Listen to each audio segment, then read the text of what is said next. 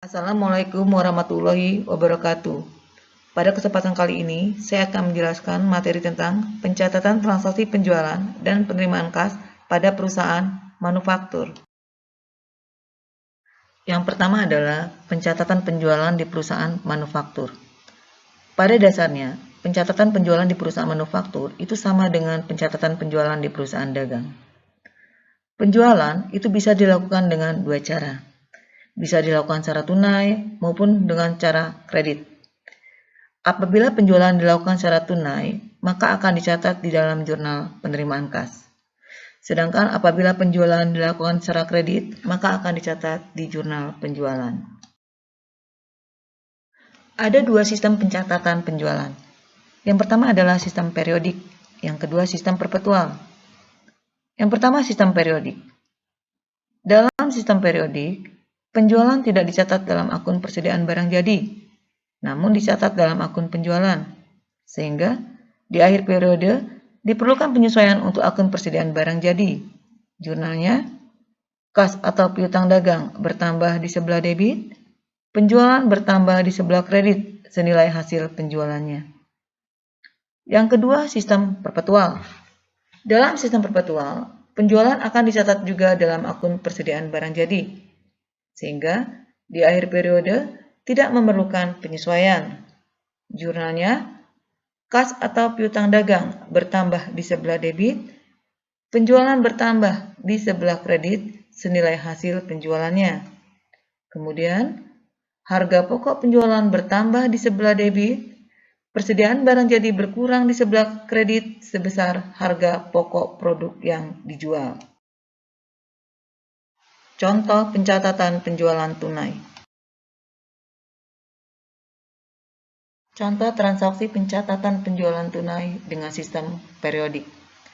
Pada tanggal 3 Maret 2020, PT Lufikun menjual produknya sebanyak 450 unit dengan harga Rp100.000 per unit kepada toko Kezia secara tunai.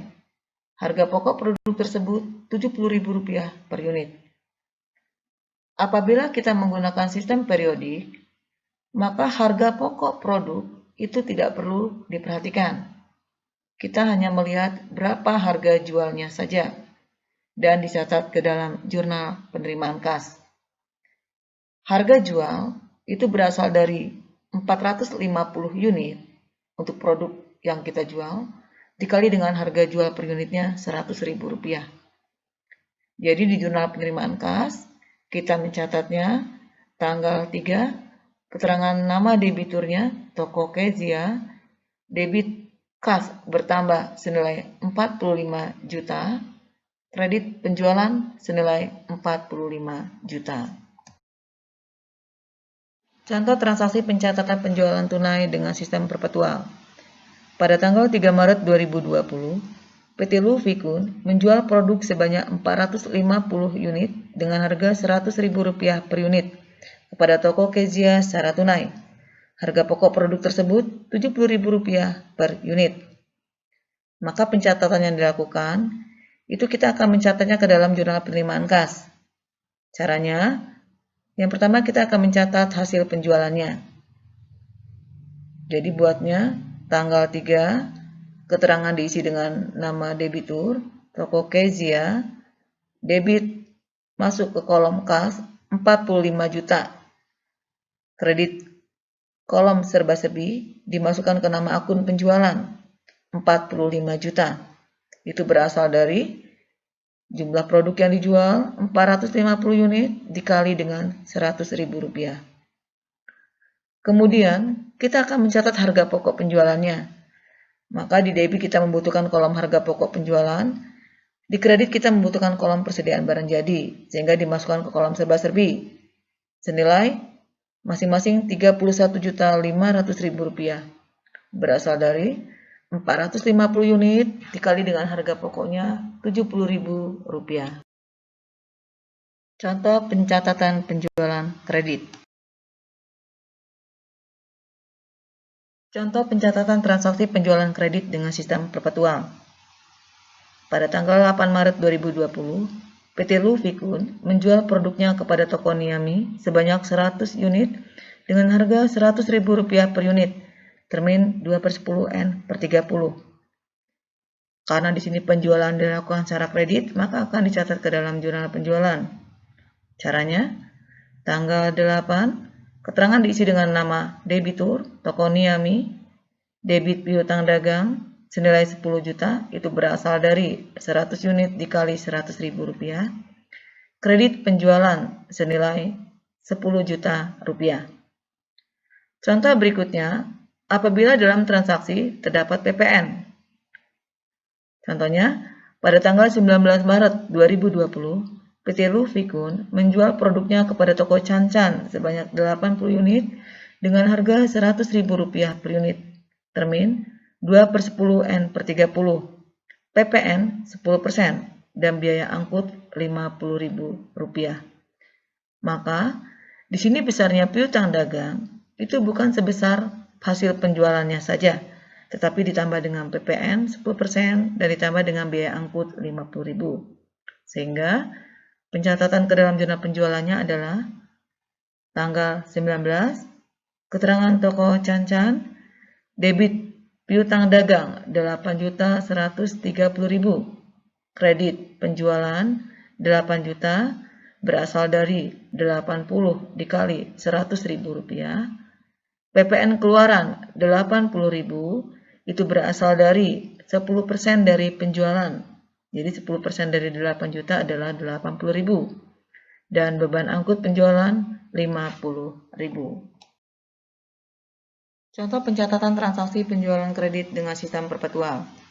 Pada tanggal 8 Maret 2020, PT Lufikun menjual produknya kepada toko Niami sebanyak 100 unit dengan harga Rp100.000 per unit, termin 2/10N/30.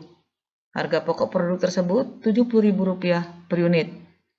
Maka pencatatan ke dalam jurnal penjualannya dilakukan dengan 2 tahap. Tahap pertama mencatat hasil penjualannya, tahap kedua mencatat harga pokok produk yang dijual. Caranya, tanggal 8, keterangan toko Niami. Untuk hasil penjualan, kita membutuhkan kolom piutang dagang di debit dan kolom penjualan di kredit. Nilainya berasal dari 100 unit produk yang dijual dikali dengan harganya Rp100.000. Jadi masing-masing senilai 10 juta rupiah. Kemudian untuk harga pokok produk yang dijual. Untuk harga pokok produk yang dijual itu nilainya berasal dari 100 unit dikali Rp70.000. Dan dia akan masuk ke dalam kolom debit harga pokok penjualan, kredit kolom persediaan barang jadi. Berhubung kolom persediaan barang jadi tidak ada, maka dimasukkan ke kolom serba-serbi, kita tulis nama akunnya di situ, persediaan barang jadi. Nilainya taruh di kolom jumlah, masing-masing senilai Rp70.000. Contoh lainnya, apabila transaksi itu terdapat PPN.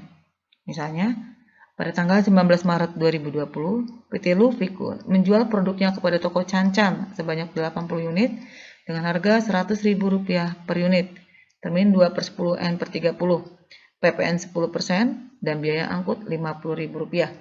Harga pokok produk tersebut Rp70.000 per unit.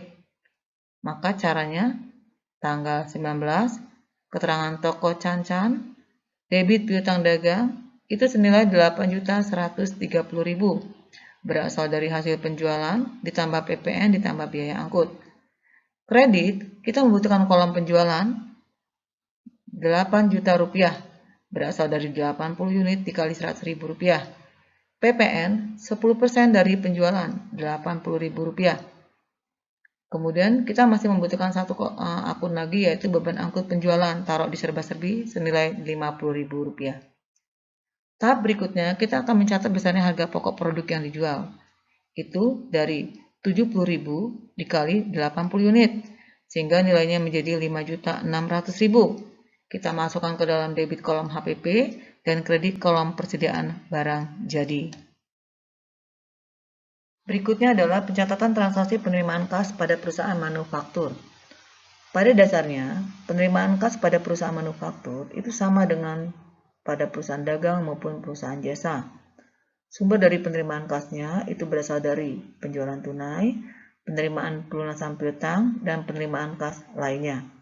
Untuk penjualan tunai sudah dibahas di depan, sehingga saya akan lanjut ke tahap berikutnya, yaitu penerimaan pelunasan piutang. Pencatatan penerimaan pelunasan piutang, baik itu sistem periodik maupun sistem perpetual adalah sama. Contoh, pada tanggal 15 Maret 2020, PT Lufikun menerima pelunasan dari toko Niami atas penjualannya tanggal 8 Maret senilai 10 juta rupiah, termin 2/10N/30. Di sini, karena toko Niami melunasinya sebelum 10 hari, maka toko Niami mendapatkan potongan 2%. Sehingga pencatatan ke dalam jurnalnya, ini yang saya bold ya. Jadi tanggal 15, keterangan toko Niami, kas hanya 9.800.000.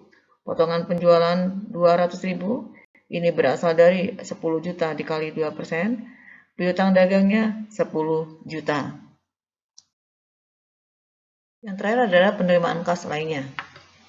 Penerimaan kas lainnya yang diperoleh perusahaan itu yang bersumber dari selain dari penjualan tunai dan pelunasan piutang dagang.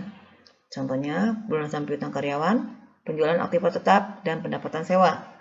Contoh soal, pada tanggal 17 Maret 2020, PT Lufikun menerima pendapatan sewa ruko senilai 15 juta rupiah.